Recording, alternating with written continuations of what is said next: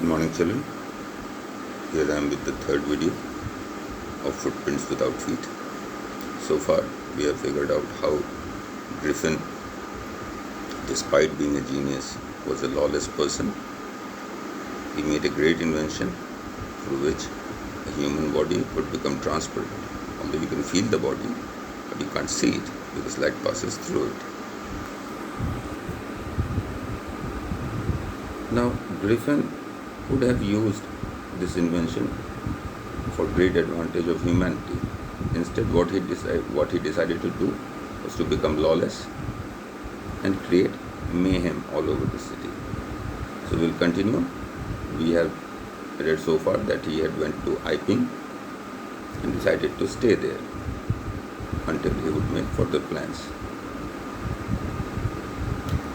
Now, he had to pay the rent and he had no money. So again, being a lawless man, his idea was to go and rob someone. So he decided to rob a clergyman. Now the clergyman and his wife were awakened by some noises in their study room. When they were coming downstairs, they could hear the sound of money being taken from clergyman's desk. The clergyman held a metal rod in his hand and flung the door open. And as soon as he opened the door, he said, "Surrender," as he thought he had caught the thief.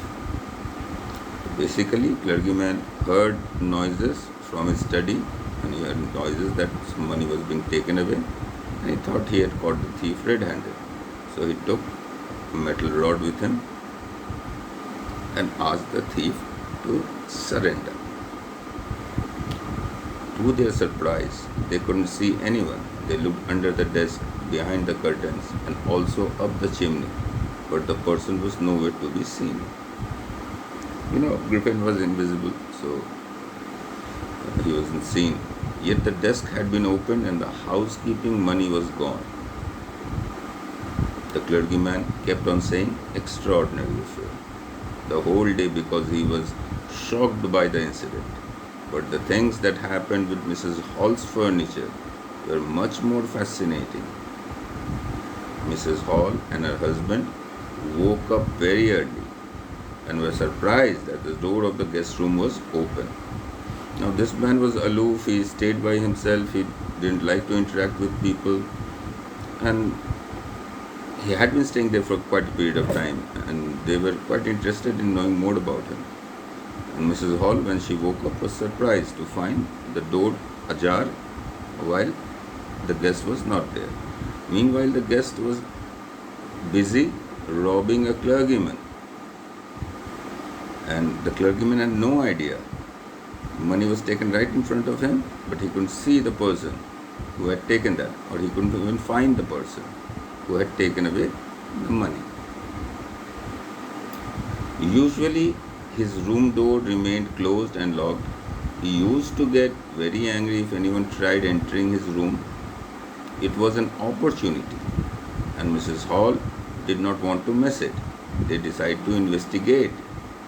When they saw that nobody was inside the room, his bedsheets were cold, which showed that he must have been up for a while, and also all the bandages that he used to tie around his face were lying around the room.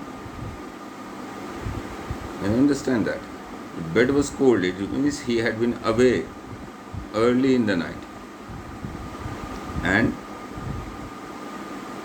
the bandages that he used to cover his face with was lying on the bed. Suddenly Mrs. Hall heard a sniff close to her ear, and Griffin's hat that was lying on the bedpost flung towards Mrs. Hall and hit her on the face. Right. So the furnitures began attacking the landlord and the landlady. So that was again something extraordinary that happened inside the room which Griffin had rented for himself. Then the chair in the room dashed itself, hitting Mrs. Hall in her legs. As they got scared, Mrs. Hall and her husband were going out of the room when the chair closed the door and suddenly the sound of slamming the door and locking were heard. This terrorized Mrs. Hall, and she was about to fall down from the stairs. She was convinced of the thought that there were spirits in her inn's room and that the stranger had caused this to happen. Now let's understand this in a simple way. First, the hat came alive, the bedpost came alive, and the chair came alive, and all chased both Mr. and Mrs. Hall outside the room. And they could hear the door being slammed closed and locked behind them. Right. So Mrs. Hall felt that this man is doing some witchcraft. He has put some spirits inside the furnitures in her room, and spirits were present in her inn due to the presence of this man, Griffin. She moaned that her mother used to sit in the chair which hit her legs and thought that how could it rise up against her. The neighbors of Mrs. Hall thought that it was witchcraft which had caused such a thing to happen. The, Mrs. Hall had an emotional tie with the chair. So she was very shocked when she figured out that it had attacked her, and she felt very emotional about it. And everybody, including her neighbors, believed it was witchcraft. Else, how would a non-living chair could chase someone? When the news of the burglary at the clergyman's house reached other people in the town, everyone started suspecting the strange scientist. Suspicion grew stronger of him when he produced ready cash for his payment at the inn, even though he had told some time back that he did not have money and was waiting for the check to arrive. Now, Iping was a small place, and all the villagers knew each other in the countryside. The only stranger there was Griffin, the scientist, eccentric one, who was living there. There was a robbery, and just a few days after robbery, the man came up with ready cash. Well, just a few days before, he had said he had no money, so how could he manage cash without going outside the inn? He never left his room. So people were suspicious about his behavior. The village constable was called for, and Mrs. Hall did not want to wait for him. She went straight to Griffin as he had appeared from the empty bedroom at the inn. She asked him what he had been doing upstairs to her chair and furniture. She also asked him how did he come out of an empty bedroom or enter the locked bedroom. Right? That's a genuine question to be asked. So, how did Griffin react to that?